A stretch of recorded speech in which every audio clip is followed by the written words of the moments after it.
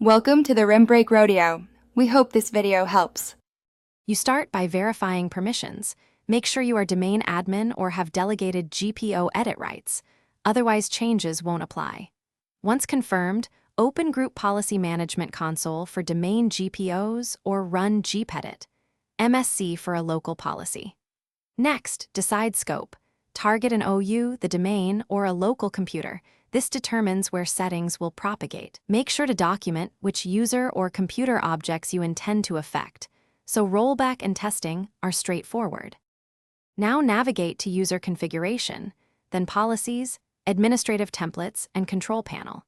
You can enable Prohibit Access to Control Panel and PC settings to block the whole panel, or selectively disable applets like Show Only Specified Control Panel items for finer control.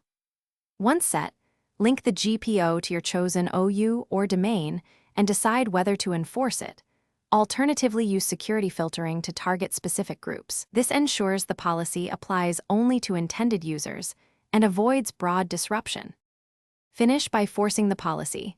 Run gpupdate/force on target machines, then verify results with gpresult/r or rsop. MSC to confirm which settings applied. If the control panel remains accessible, check for inheritance blocks, conflicting GPOs, loopback processing, or incorrect security filtering that prevents the policy from targeting users. As a last resort, clear cached policies on the client by deleting C/Windows/System/32/group policy.